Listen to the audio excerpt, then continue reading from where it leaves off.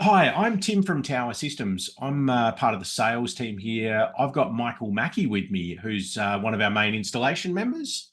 Hey, Tim. And we're just going to do a bit of a walkthrough today on how our system works for garden centres and landscape supplies specifically. And we've been working in that space for, gee, I don't know, easily be 10 years, wouldn't it, Michael? Oh, as long as I've been with the company, so 7 plus, we were doing garden centers before I came along. So Yeah, yep. I'd say Um, forever, if not, 10, 12 maybe. Yeah, and we've seen a lot of advancement in the functionality we offer that industry as well. There's been some changes in recent times to manage things like dispatch as well. So for garden centres and landscape suppliers that do deliveries of bulk goods, we've got some really cool tools to help manage that. But look, rather than listening to me waffle on, I'll jump in and share my screen, and we'll kick off with that. There you go. Should be able to see my screen there. Yep.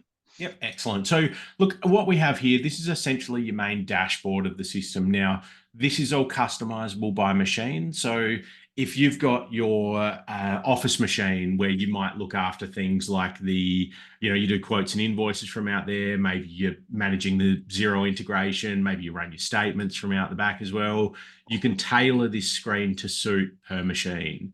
And on the flip side of that, if you had your point of sale registers, maybe you don't want to give them that same full functionality. So I can change that over. And I've got mine password protected. You can turn this on for a bunch of different elements of the system where you might want to secure access to that.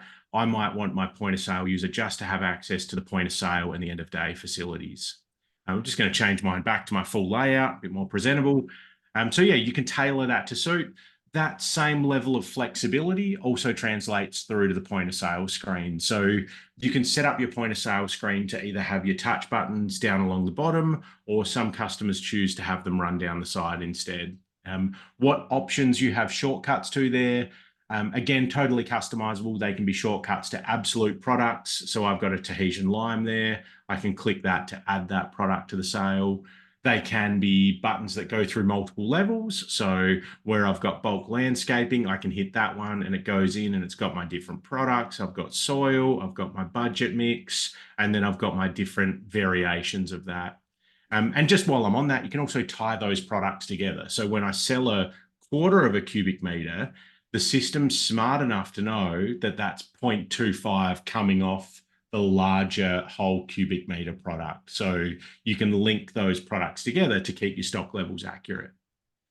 Jumping back to my main screen though, you can also set these shortcuts to be shortcuts to features and functions within the point of sale. So maybe you want to add notes to sales, or maybe you offer lay-bys. You can customize all of that. And then obviously you can have your payment types and even shortcuts to other areas of the system. So I mean, a lot of our customers, and Michael, you'd know this just as well as I do, they vary. So we'll have some customers that are operating on just a single register where they do everything, whereas others might have four registers out the front and six computers in the office. So one thing we've done to accommodate that flexibility is you can have shortcuts. So if you were a single user, one computer, I can hit arrive stock here, and I can actually jump in to process stock in from my point of sale. And if I needed to serve a customer, I can simply click straight back to my point of sale screen. Yeah, it's exactly right. There are some stores that will only have POS terminals for POS. I can think of several examples, and then they'll have their just arrival stock being done on back computers in the office or in the receivables area, so they wouldn't have this button on their POS screen. So you can really streamline the process to your business, or have as many shortcuts to do all the functions that you need to do on the one terminal to make your life easier. Yeah, exactly. Or even, even some of those bigger businesses, they do want staff processing that in between serving customers so you can maximize the use of their time essentially. Hmm. So while I'm in point of sale there, I've got a couple of other demonstration items to show you. So I've got a lime on my transaction. I've got some soil there. We can also do things like promotions from within the system, and these can be time-based. They can be based on an entire department, category, range of products, and you can set up catalogs on those. So I've got potted color, for example. If I sell one of those, it's $2.99, but I've got it on a promotion. If they buy five or more, that'll drop to $2 each. So if I go through and add a few more on, so I've got three, four, and as soon as I go to my fifth one there, you'll see that price changes. So All of that is being automatically done in the background, so staff don't need to remember those promotions. Another important thing in point of sale for garden and landscape is the ability to do fractional sales. So firewood is a great example where you might sell it per ton. I can go firewood and I can put in 0.75. And you can see there at the top there, it's set my quantity to be 0.75 of a ton. And you can see there that calculates it out for me. So 0.75 of a ton at $3.90 a ton, which means I'm charging 292. When you go, Michael, we got something to add? Now, you might be thinking, why have we got a per ton item and then soil up there at a quarter? It's purely for stock management reasons that we've got soil there and it's sold at a different rate, whereas firewood per ton is sold at the same rate no matter what quantity the customer has. So we can work either way. If you have a different rate at a quarter ton or a half meter or anything like that, or a half cube, we can work on that as well and make sure stock management is as accurate as possible. Yeah, exactly. And even still, to go one step further on that, if you run customer accounts or you have different customers receiving different variations of that price, I can simply hit my select customer option here. I've got one in my system. They're just called account customer. So I'm just going to choose that one there. And actually, while I've got this up, this screen can also be customized. So if you default to search on surname, for example, I can move that across and that will now become my default search field. The same goes if there's fields on there that maybe either you don't want the staff to see or they're not necessary for how you function, you can turn fields on and off within this screen as well. So you've got a lot of flexibility. But I'm just going to choose my account customer there. Sorry, I'll just click that one and select it. And you can see there, I've got a note on that customer's account saying, hey, make sure you make a note of who the staff member is. And it's a big customer. Don't stress if their account's overdue. So you can turn that on and customize it per account. I've also got a warning there. This customer's exceeded their limit. So we're going through everything here. You've See got what every single flag put on. So yeah, that message now makes sense as to why we're getting this warning. They're over their credit limit, and we're going to Exactly. proceed past it. Yeah, exactly. And you can have this password protected as well. I've got mine disabled just to let it go through, but you could have that set to request a management password. And you can see there when I finalize that, it's automatically changed that price. So based on that customer's discount profile, it's applied that pricing for me. Now, that pricing can work in a couple of different ways. It could be a discount off of your sell price. It could be a discount off of your trade price if you offer a different price column for tradies and so on. It could even be a percentage above cost. So you might, if you've got family or staff members, you might say staff members get cost plus 10% to cover overheads, for example. This one being an account sale as well. One thing garden centers love is when you finalize an account transaction, firstly, it's going to record who the staff member is performing the sale. But you've also got an option here to have multiple delivery addresses per customer. So if this was a landscaper and they had 5 different jobs on, you can see there I can have those in the system. So I just click through them and it changes my notes on the bottom. It changes the address. And when I finalize that, that would automatically email a copy of that through to the customer straight away. If I was delivering these goods, then I can hit schedule delivery, and that would then link me to my dispatch tools so I can put them onto one of my utilities to flag when that delivery is going to occur. I'm going to skip that for now, and I'm just going to finalize that. Like I said, as soon as that's done, I've got mine set to give me an option for what I want it to do with receipts. I can either do a A4 version or a docket style. I'm going to choose my A4 one to show you what that looks like. These can also be customized. So if you've got a certain way you want these to look, we can certainly work through that with you. And you'll see this one here. I've got this one in portrait version. It can be landscape as well, though. Got my logo on the top, the customer's details. I've actually got my Tahitian lime set to print a picture of that product whenever I sell it as well, and also some extra care instructions. But you can enable and disable that to suit. If I scroll down, you can also see the total information there, how much they saved. Being an account customer, they saved 21%. And I've got a signature pane and my bank details on the bottom of that one for finalising the sale. Anything you want to add to that, Michael? With the addresses list, one thing you can do is once that landscaper is finished with their delivery address, you can hide it from the list so you don't have to select it again. And you can also restore it if you do need it again. So you can maintain your delivery list, because any landscaper that is coming into your business is going to have jobs at different addresses all throughout the year, and then new addresses next year. So you can clean it up once they're done to make your life and your staff's life easier. Yeah, correct. Really valid point. When doing non-account sales, so your standard cash transactions and FPOS as well, we bridge in with FPOS machines so that sales total will flow through onto the PIN pad for you. So really secure. You can't release a transaction, so it's not going to print a receipt unless it's fully approved. Yeah, really clean way to do it. And we integrate with most of the big banks through Linkly, and then also Tyro and SmartPay through their direct platform. And a smattering of others. Yeah, correct. So yeah, look, that's the point of sale side of things. A couple of other things I wanted to run through today was our ability to add stock into the system. Now, we can do that through Excel spreadsheets, so really easy to customize the system per supplier to bring in those spreadsheets. And I've got a separate video if people want more information on that.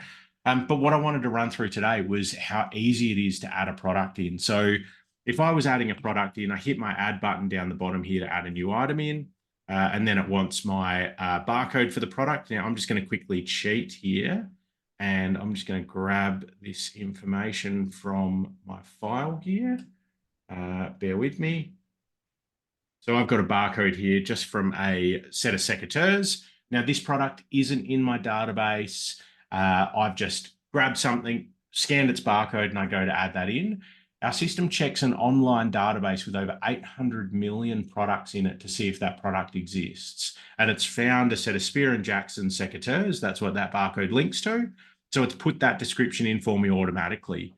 I can choose who my supplier is. I can put it into a department. I'm just going to say it's in accessories. It's got a tag there of the brand Spear & Jackson. It's put that in for me automatically. I'm going to say it comes from supplier X, and I can put in my reorder code with that supplier. I can also set min-max levels. Continuing through, I'm going to give it a cost. Cost me $10. Based on my margin for that department, it wants me to sell it for $22. Now you can change that, just type over the top. I've got a separate trade price, slightly lower than my retail, and that's at $20.90. And I can continue through. I can flag different label types for products, and you can customize your own labels. So if anything's locally sourced or Australian made, you might have a different label style for that. If there's anything you sell that requires a serial number, you can flag that from arrival to sale. Now, while I won't go through the full process with you today on that, the good thing about that is if you are selling things with serial numbers, when you go to sell that product, it'll bring it up and prompt you and show you when each serial number came into stock. So you can make sure you always sell the oldest version of that product that you have in stock. You can flag unit of measure. So if you are selling this by litre, metre, kilo, tonne, whatever it may be, you can flag that. And I can set variance. Variance is really important if you want to sell online, and I'll come to that in a minute. It basically allows you to, if this product hits your website and it comes in small, medium, and large, it'll link those together for you to display it as efficiently as possible. I can put in any extra information. So I might put in here 12-month warranty if I wanted that to print on the customer's receipt. I've got an option here for images, and you can have unlimited images loaded against any one product. And you'll see it's automatically got an image there for me. I didn't have to load that in, didn't have to take a photo and muck around. It's, again, grabbed it from that online database for me to make it as easy as possible. But I could certainly click here and I could add extra images if I wanted a picture of it in use or whatever it may be, I can add those in. Continuing through, now this is a really cool feature. Our garden centre customers are loving it, and that's selling online. If I wanted to sell these secateurs online, all I've got to do is check this box. I've got my web price. I've got mine set at the same as retail, and that will then link that to my website and push all of that information across. Another really cool feature, I wouldn't have a clue what to say about these secateurs. Don't know about you, Michael, but I wouldn't know how to describe them. I could sit there staring at them for 10 minutes, wouldn't know what to say. So I can take the quick and easy option and I can hit generate AI description, and it'll look at what information I've put in on that product and use ChatGPT to formulate that text for me. And it's a really impressive tool. Like for having that subtext information for a product, it's so easy to write that. Yeah, so there's the examples that we're using here. The system doesn't by default pull all this information through. It's an enablement where we link with barcode lookup, and it pulls all those extra details for us. And then the generate AI description is another integration with ChatGPT. So the whole point of this is that you can add items and have it search as massive online database and make adding items really easy, giving them fantastic descriptions suitable for a website. It's spilled on a little bit in that description about the 12-month warranty because we typed that extra bit of information in, so it thinks we need to focus on that. We could Yeah, also say these secateurs had, if we typed in and said 12-month warranty, really great handle, good grip, they're like really good for anyone that you could even say they're left-handed. yeah. And it would generate the description based on that text as well. It's just fantastic integration tools to save time and create really good data for a website. Yeah, it is. And those two, like the barcode lookup and the chat GPT integration, have been so popular amongst customers. Like just for saving time, it's a real winner. Yeah, the generate AI description just constantly blows me away. You read them and just go, wow, Yeah. I can't write that to save my life. I'm not that creative, but Yeah, it writes it, you read it, as long as it makes sense and it's not making any false statements about the product, perfectly fine. correct. And through this process, it's put an image against that. So I can click here. If I want to view that image as I'm selling the product, I can bring it up. But as we said before, that's if I want that on my website, I receive in a quantity on hand for that item now. It would then publish all of that to my website. You can either have it set to show absolute quantity on hand or simply in stock, out of stock, low stock. Yep. Yeah, really clever in the way it works. So that's your essentially point of sale and the stock side of things. The next thing I wanted to touch on briefly was the customer management side of things. So if I come back to my main screen here, I've got customers. In here is where I manage anything to do with those accounts. So again, one thing our customers love, you have a landscaper call up and they say, hey, I can't find those last 10 invoices you sent me. From within your customer screen here, I could search and find the customer. It's got this one up because I dealt with them last and I can see all of their transactions here. So I can easily go print email transactions, flag which ones I want to send through, and email or print, and that'll send or print those off for me in a couple of clicks. Really, really quick and easy. From within here, you've also got a couple of triggers on customers' accounts. So under this other tab here, I can disable receipt printing for this customer. So if they said don't print me receipts, all I do is put them on the dash of the Ute, and they're out the window the next corner I take. I can disable that just for that customer, but I can still leave emailing it turned on. So they'll still get all of that sent through. It just won't print it off for them. You can also flag their discount profiles within here. So if they were a trade customer, I can set that. I can tag them so I can link customer groups together for marketing purposes and things like that. Even setting, when they first came in, tracking how many times they've been in, it's recording all of that sort of stuff for you. And if I come back in here, you can also set discount voucher categories. Now, I didn't touch on this when we were in point of sale, but what I'll do is I'll bring up an example. We can also do discount vouchers on the bottom of receipts. Now, this doesn't have to be linked to customers. So even if this was an over-the-counter transaction, someone came in and they've purchased these various products here, it's come to $92. You can set the system to do a voucher on the bottom of the receipt for whatever makeup you want it to be. So it might be 5% of the value of Green Life, 10% of the value of shelf products, and it'll simply spit that voucher out on the bottom. So even if it's just someone that walks in off the street, they don't want to join a loyalty program, they don't want to give you details, they'll still get a reason to keep coming back to your store. But that said, I could turn around and I could say, hey, Michael, give me your details. Firstly, I'll record this voucher for you, but I'll also give you a higher reward amount because you're now in our marketing system. And then the next time Michael comes in, it'll stop and say, hey, Michael's got X amount in vouchers. Does he want to use that off this next transaction? Look, you set these up quite often for customers. Yeah.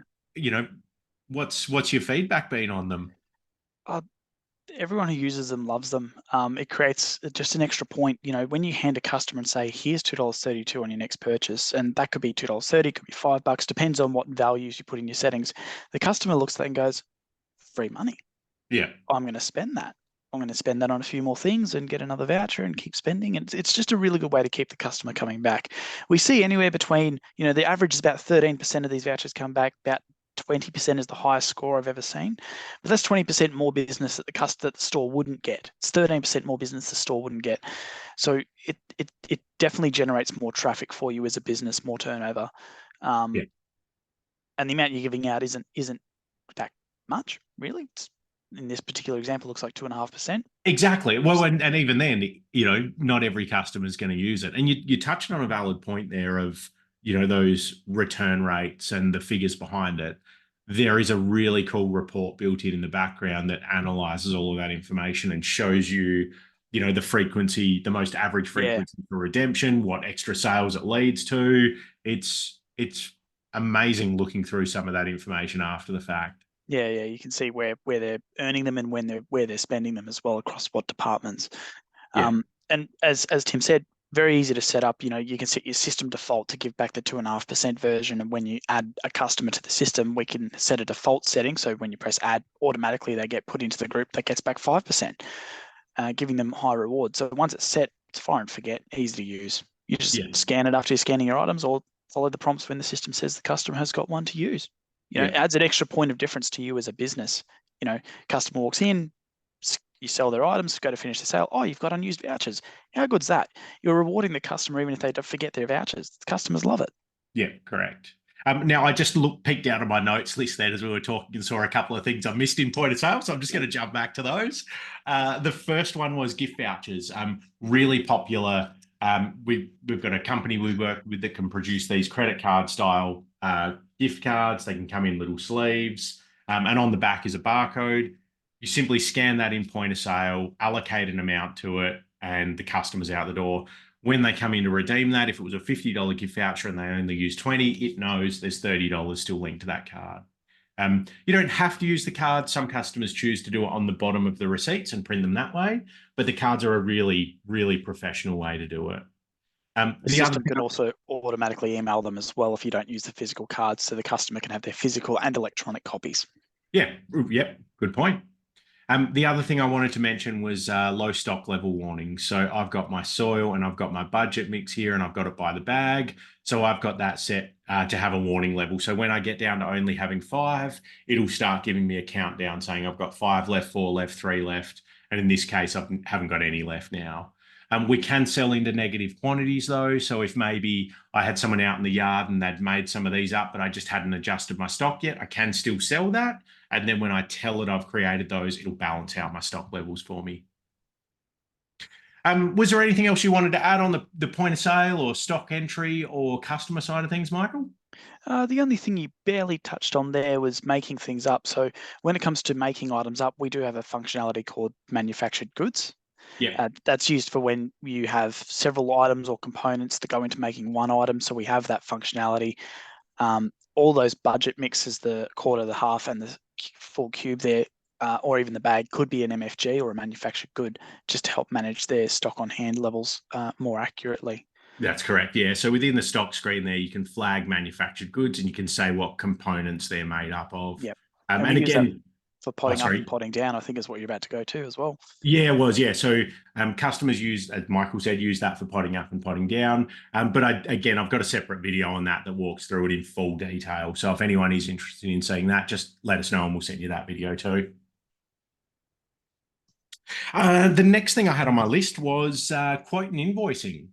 So a lot of garden centers might, deal with larger customers where rather than doing over-the-counter transactions, they might want something more detailed where it's for a quote or a particular job. So back on my main screen here, I've got quote and invoice management. So you can track all of that through the system, including allocating parts to it. I'll jump in here and show you. So I can allocate, I've got I'll scroll across to my last one here. So I've got this one here as an example of a retaining wall. I've got 2 C channels. I've got my concrete sleepers. I can add any notes to the overall quote or invoice at the top here by hitting notes and adding those in. I can also add any notes to the products on that quote or invoice. So again, I've got my retaining wall channels there. I can click that and I can see what length they want those cut to. And all of that will then print on both those quote and invoices. And even if I wanted to print a picking slip for that, I can hit print and I can choose to print a picking slip for it as well. And again, all of those notes print out on that so everyone's across it. You can search, so you can go back and look through previous quotes. You can replicate them. So if I did one job for a customer 12 months ago and they just want the same stock again, I can simply copy those goods and replicate it. Anything you want to add on that, Michael? No, it was a different way of, well, you showed me a way of using it that I don't really use, putting all notes in there like a good old CRM system. That's a really handy way. And it makes perfect sense. I mean, yeah, you can cut it down. It's a Yeah. Well, pretty cool way. it's quite common with that sort of stuff, and to have an easy mechanism to add a note against. I mean, you could do it as a note against the overall, but you have a Yeah, no, that tendency to miss that. makes absolute sense. And one of the fastest ways to build quotes now is through point of sale, because you can suspend a quote, a sale to a quote. So when you get fast at putting into sales, you can get really fast at putting it into quotes as well. It's a nice shortcut. Yeah. Valid point. Yeah, so you can do quotes and invoices. Obviously, come the end of the month, you want to send statements out to your customers. So you've got an option there for customer statements, and you can send those out. The next thing I wanted to run through, though, was Stock Manager.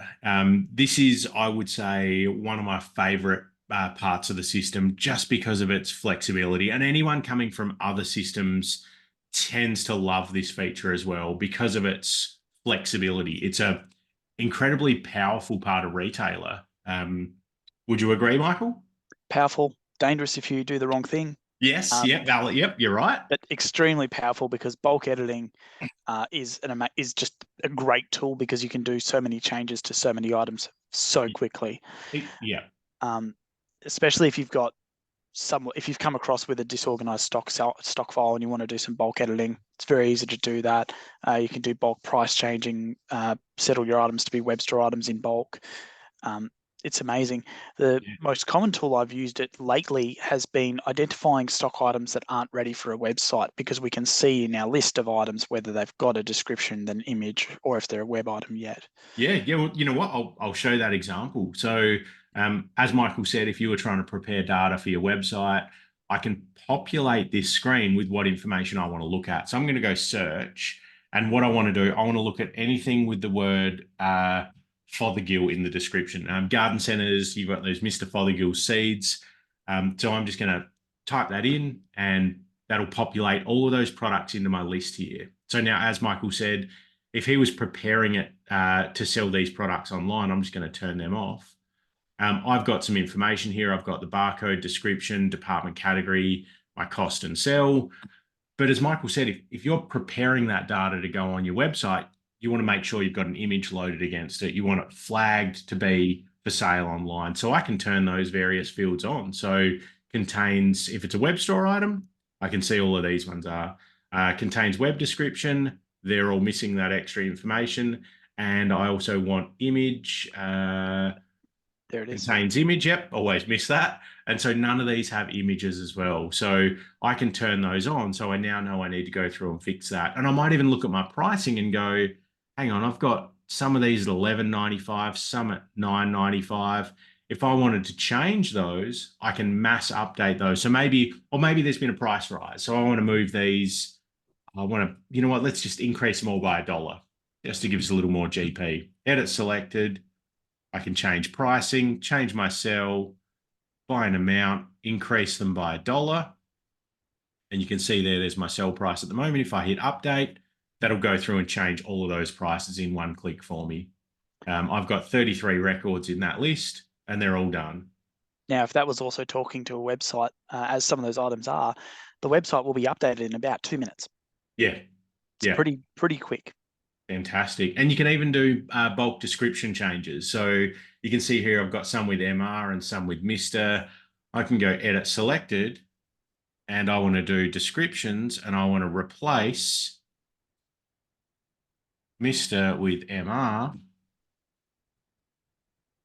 and apply, and that'll go through and change all of those over for me straight away. Fantastic. Really, really powerful.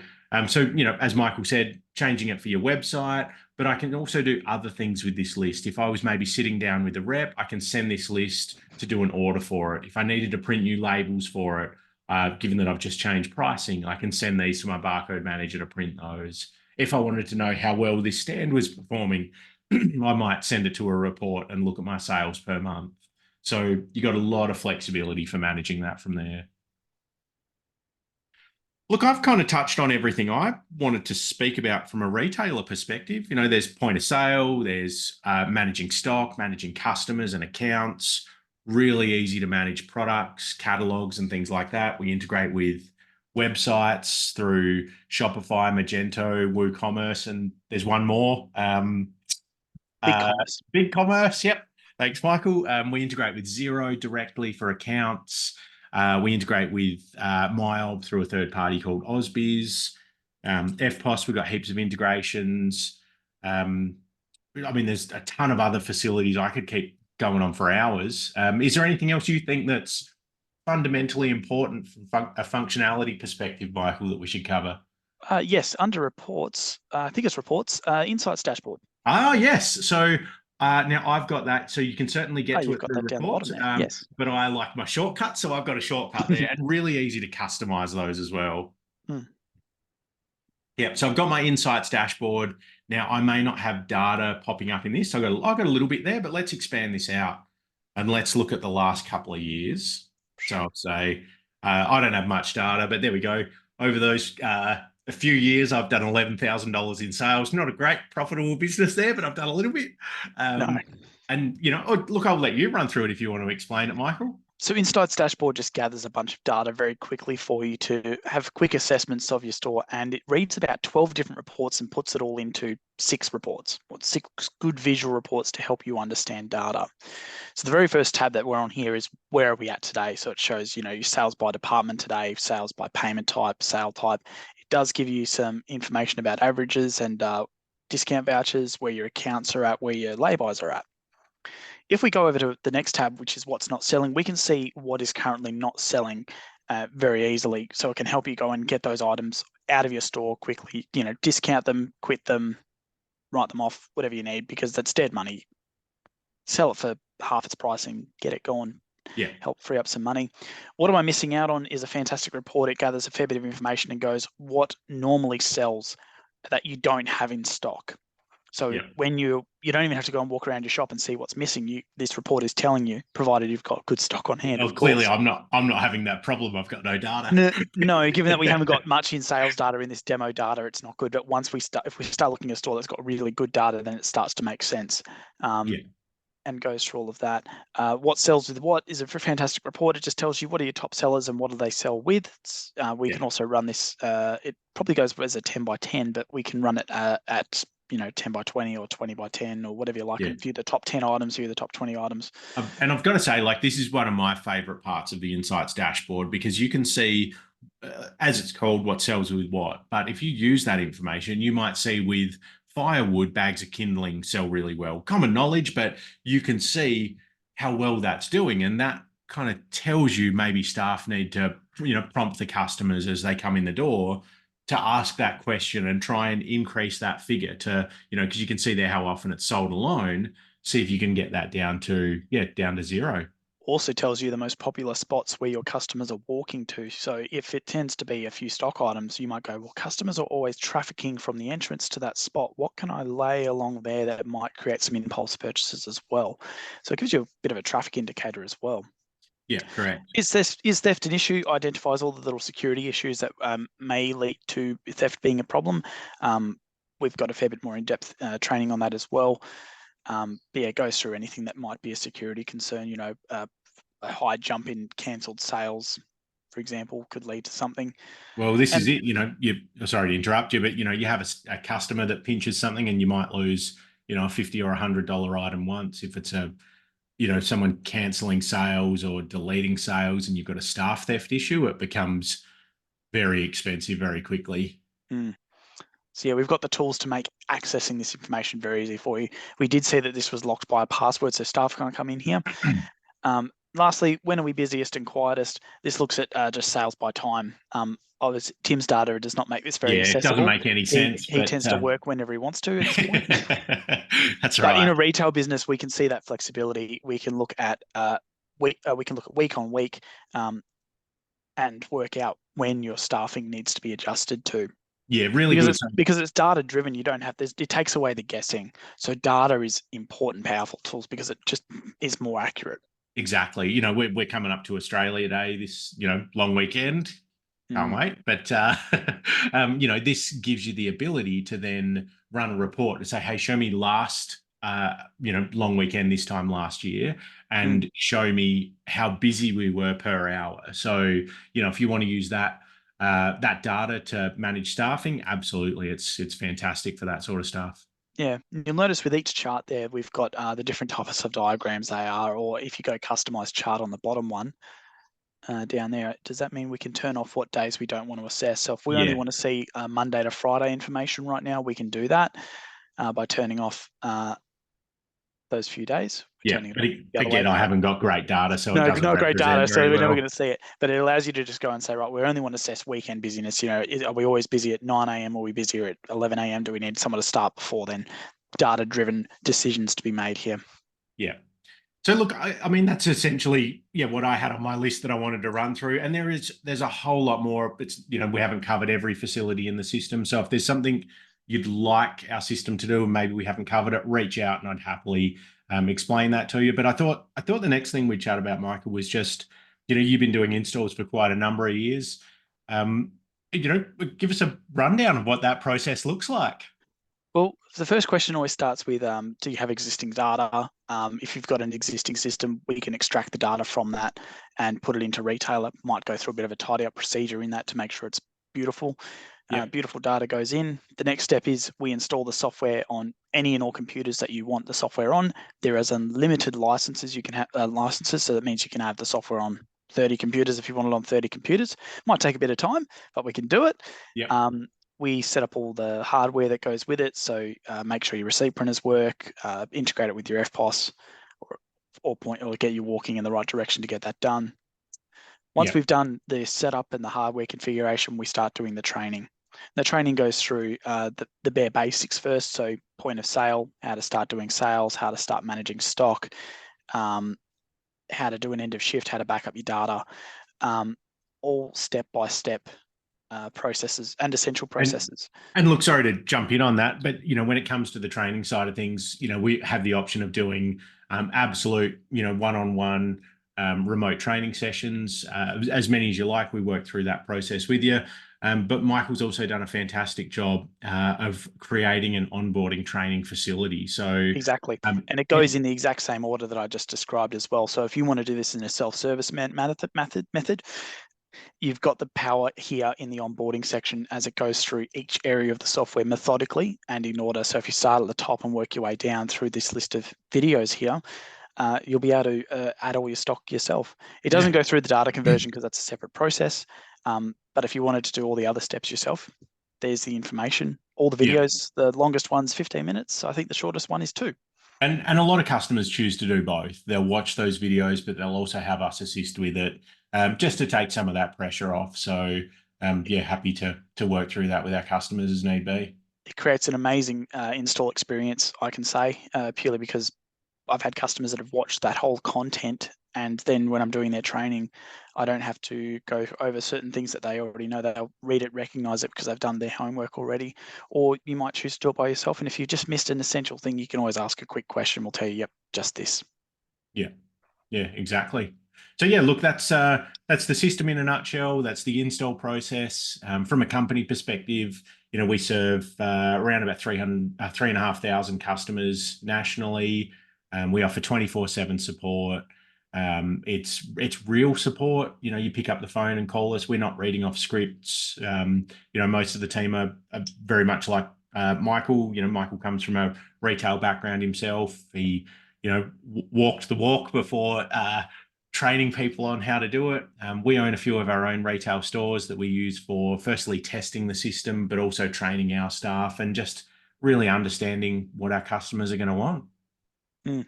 I can say nearly half of the support team that we currently have is retail based. So you'll get a mix of retail experienced people, technical, but together we all achieve the support and the installation process to help every single one of our customers succeed. Yeah, yeah. So look, I think that's, everything we wanted to run through today, Michael, unless there's anything else you want to add before I let you go. No, you've covered it all pretty well, Tim. Excellent. Well, thanks for jumping in. And if anyone has any questions, if you'd like more information, shoot us an email at sales@towersystems.com.au. My mobile number will be published along with this video. So will Justin's, the other sales manager. And yeah, we'd be more than happy to help. Thanks for watching. Thanks.